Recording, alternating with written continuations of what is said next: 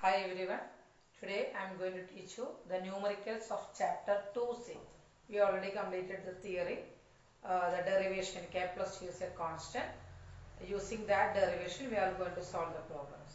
Question number 1, a ball of mass 0.2 kg, mass of the ball is given 0.2 kg, is thrown vertically upward. A ball is thrown vertically upward with an initial velocity 20 meter per second. Initial velocity of the ball is given 20 meter per second. Calculate the maximum potential energy it gains as it goes up. Here you are asked to calculate the maximum potential energy.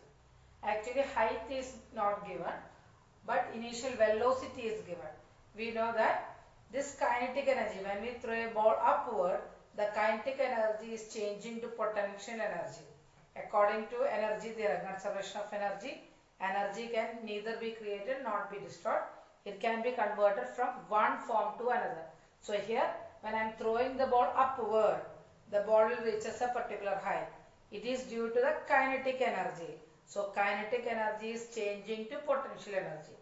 So here you are asked to calculate potential energy, but we have mass and velocity. So first we will calculate potential energy is change in kinetic energy. That is, we have to calculate the kinetic energy half mv square, half into mass into velocity square. That is 40 joule.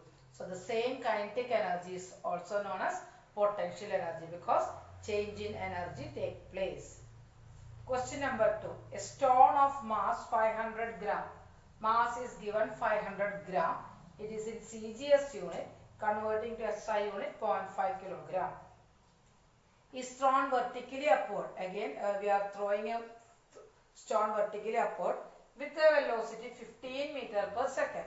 Velocity is given. Calculate the potential energy at the greatest height. The same way, here also mass and velocity is given. You are asked to calculate the potential energy. So what we have to do? We have to first find the kinetic energy. The same kinetic energy is converting to potential energy. So here we can see kinetic energy is half mv square, half into mass into velocity square. We will get 56.25 joule. Just to calculate, we will get 56.25. Again, the second sub question is calculate the kinetic energy. So first question is calculate potential energy, then kinetic energy. We know both the kinetic energy and potential energy are same. So we can write potential energy is also equal to 56.25 joule. Now the third sub question is calculate the total energy at half its way. Half the way point, that is half the way. So when we throw a ball upward, initially it is having a kinetic energy when it is in motion. Half the way means the kinetic energy will reduce to half. At the same time, potential energy also will be half. So half of total kinetic energy will be half the way is half kinetic energy plus half potential energy. We just take the half or directly we can write half the way also. It is 56.25. According to that theorem, all the positions A plus B, at all the positions it is constant. Now the third question is a metal ball of mass 2 kg. Mass is given 2 kg is allowed to fall freely from rest. From rest it is falling, allowed to fall freely under gravity. So we can write initial velocity u is equal to 0 from a height 5 meter above the ground. So height is given 5 meter. Okay, initially at rest, when you see that word, you have to write u is equal to 0 and g is equal to 10 meter per second square. It is given. Calculate the potential energy possessed by the ball when initially at rest. First we have to calculate potential energy. We have the formula for potential energy is mgh. Mass into gravity into height, you will get 100 joule. So that is the potential energy. Initially when we hold the ball in my hand at a height 10 meter, height 5 meter, potential energy is 100 joule. When I drop it, what will happen? This potential energy is converting to kinetic energy. So this 100 joule, potential energy 100 joule, convert to kinetic energy when it reaches the ground. So kinetic energy is also 100 joule. So what information, what happens to mechanical energy after the ball hits the ground and comes to us. So this both potential and kinetic energy. Potential energy converting kinetic energy when it hits the ground. This again kinetic energy is converting to a small heat and sound.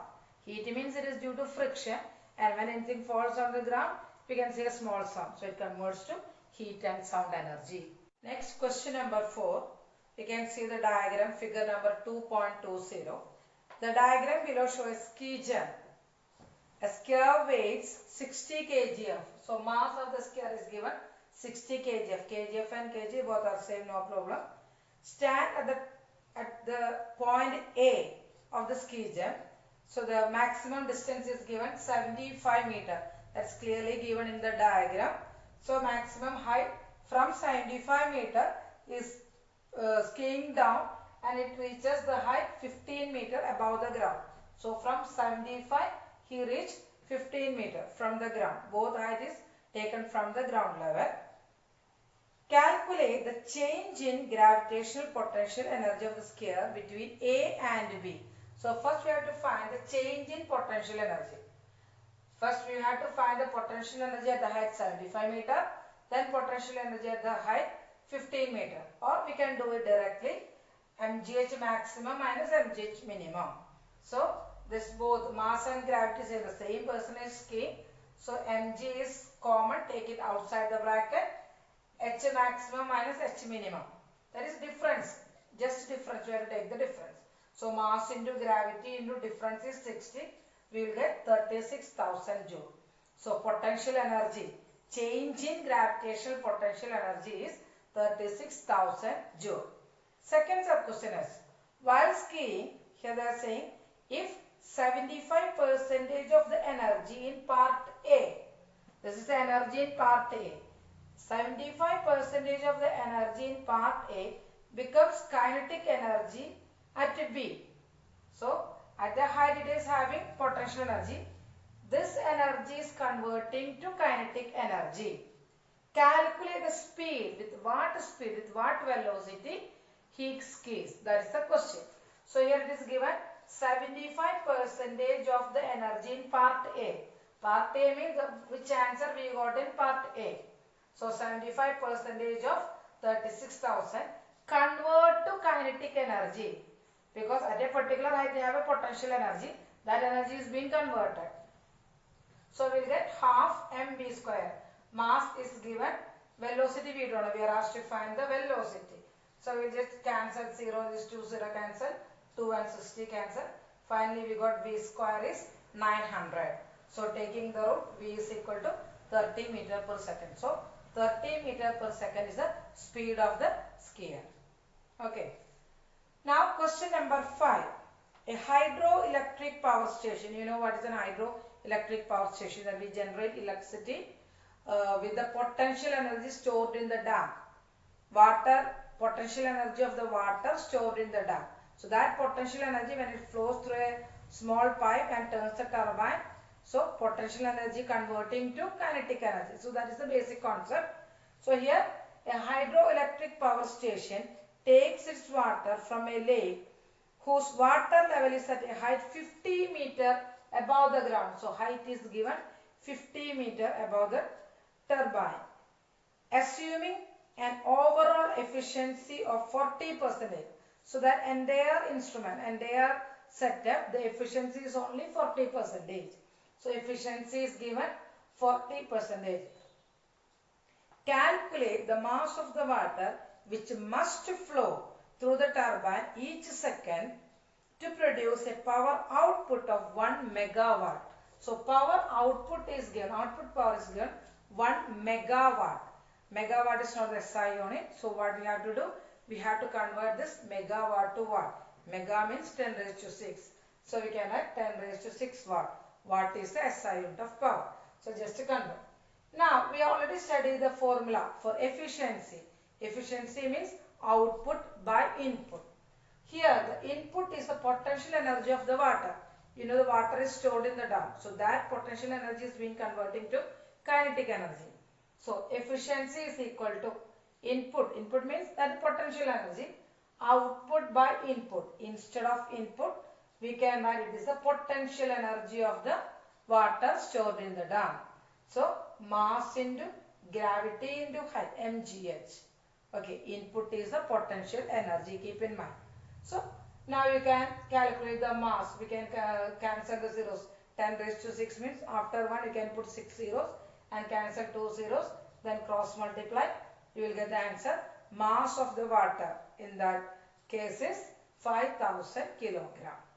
Okay. Our last question is question number 6. The bob of a simple pendulum is imparted a velocity 5 meter per second. So you know the pendulum bob, it will oscillate. When the bob is at the extreme position, it is having maximum potential energy and zero kinetic energy. When we leave the bob, what will happen? It will oscillate. At the mean position, we will consider at mean position zero potential energy and maximum kinetic energy. Zero potential energy and maximum kinetic energy at the mean position. So here they are considering the case of mean position. That means it is having maximum kinetic energy. That is why they given the velocity. Kinetic energy is half mv square. So they give velocity is 5 meter per second. To what maximum vertical height will it rise on reaching its extreme position if 60% of the energy is lost in overcoming friction? So here they are saying 60% is lost. They are not saying efficiency is 60%. 60% lost means what will be the efficiency? Remaining 40%. So you just compare. Here directly they told efficiency 40%. That is why I took here 40 by 100. Here it is told 60% lost. So efficiency is only 40%. So here you can see for a pendulum at mean position kinetic energy is maximum. So 60% of energy is lost. That means efficiency is only 40%. So 40% of this kinetic energy is converting to potential energy when it reaches the extreme position. So 40% of kinetic energy, formula for kinetic energy, half mv square, half into mass into velocity square. Velocity is already given 5 meter per second. Is it changing to potential energy? Kinetic energy is converting to potential energy, mgh. Here mass of the bob is constant, m and m will get cancelled. Now just calculate 40 by 100, 0 will get cancelled, 2 and 4 will get cancelled, then 5 square 25 equal to 10h. From that we can calculate h is equal to 0.5 meter. So we conclude the numericals of chapter 2C. Thank you.